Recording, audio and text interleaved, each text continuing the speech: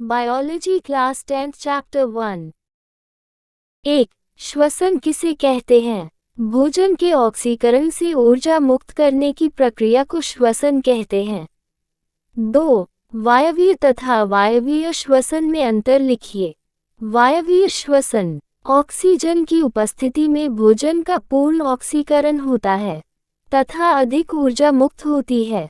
अवायवीय श्वसन, ऑक्सीजन की अनुपस्थिति में भोजन का आंशिक ऑक्सीकरण होता है तथा कम ऊर्जा मुक्त होती है। 3. मानव में श्वसन तंत्र के अंगों के नाम लिखिए। नासिका, ग्रसनी, श्वासनली, श्वसनिया, श्वसनिकाएं तथा कूपिकाएं। 4. कूपिकाओं का क्या कार्य है? कूपिकाएं गैसों के आदान प्रदान का स्थान है। 6. हीमोग्लोबिन का क्या कार्य है? हीमोग्लोबिन ऑक्सीजन को बांधकर शरीर की सभी कोशिकाओं तक पहुंचाता है। 7. विभिन्न जीवों में श्वसन अंगों के नाम लिखिए। मछलियों में श्वसन क्लोम द्वारा, कीटों में श्वासरंध्र द्वारा तथा पौधों में रंध्र द्वारा होता है। 8. परिवहन किसे कहते हैं? शरीर के एक भाग से दूसरे भाग तक पदार्थों को पहुंचाने की प्रक्रिया को परिवहन कहते हैं। 9. मानव में परिवहन तंत्र के मुख्य घटक कौन कौन से हैं? मानव में परिवहन तंत्र के मुख्य घटक रक्त वाहिकाएं तथा हृदय हैं। 10. रक्त के मुख्य घटक कौन कौन से हैं? रक्त के मुख्य घटक प्लाज्मा, लाल रक्त कणिकाएं, श्वेत रक्त कणिकाएं तथा प्लेटलेट्स हैं। 11. हृदय में कितने कक्ष होते हैं?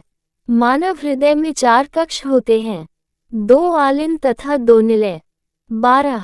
पौधों में जल का परिवहन किसके द्वारा होता है? पौधों में जल तथा खनिज लवणों का परिवहन जाइलम द्वारा होता है। 13. पौधों में भोजन का परिवहन किसके द्वारा होता है? पौधों में भोजन का परिवहन फ्लोएम द्वारा होता है। 14. उत्सर्जन किसे कहते हैं? शरीर में उपापचय के फलस्वरूप बने हानिकारक अपशिष्ट पदार्थों को बाहर निकालने की प्रक्रिया को उत्सर्जन कहते हैं। मानव में उत्सर्जन तंत्र के मुख्य अंग कौन कौन से हैं? मानव में उत्सर्जन तंत्र के मुख्य अंग एक जोड़ी वृक्क, एक जोड़ी मूत्रवाहिनी, मूत्राशय तथा मूत्र मार्ग हैं। नेफ्रॉन क्या है? वृक्क की कार्यात्मक इकाई को नेफ्रॉन कहते हैं। डायलिसिस क्या है? जब वृक्क ठीक से काम नहीं करते हैं तो रक्त का कृत्रिम शोधन किया जाता है।